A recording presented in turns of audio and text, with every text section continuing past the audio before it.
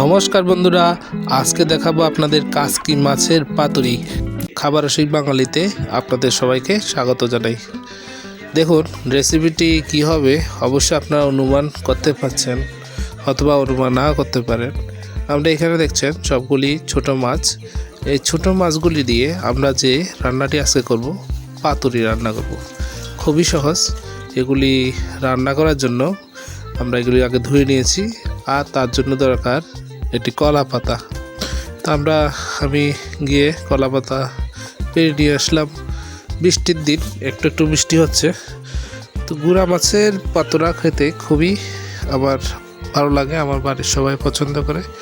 আগে কলা পাতাটিকে একটু হিট দিয়ে একটু নরম করে নিতে হবে।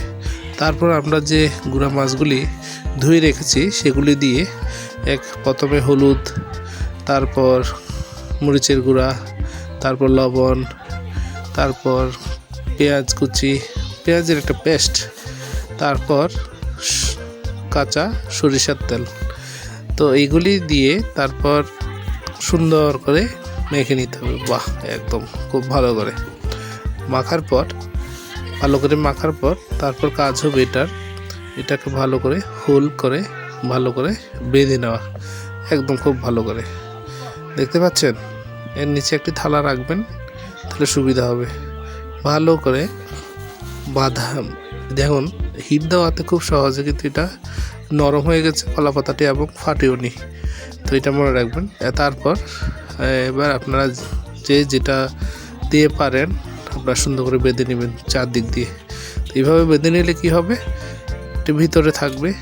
উপরে কলা পাতাটাও যদি পুড়েও যায় তাহলেও ভিতরের মাছের কোনো পোড়া লাগবে না। এবার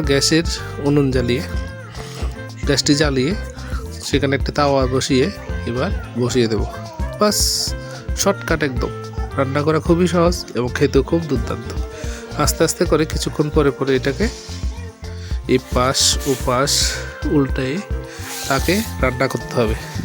এইভাবে করে আমরা ধর 10 থেকে 15 মিনিট বা 20 মিনিট এরকম গ্যাসটি কম আছে রেখে এইভাবে আস্তে আস্তে করে উল্টা পাল্টায় দিতে হবে।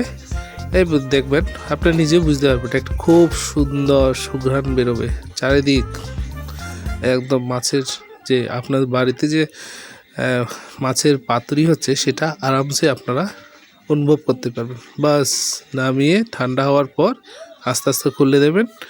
এবার নিয়ে বাস সার্ভ করবেন। ভিডিওটি ভালো লাগলে অবশ্যই লাইক, কমেন্ট, শেয়ার এবং সাবস্ক্রাইব করে দেবেন।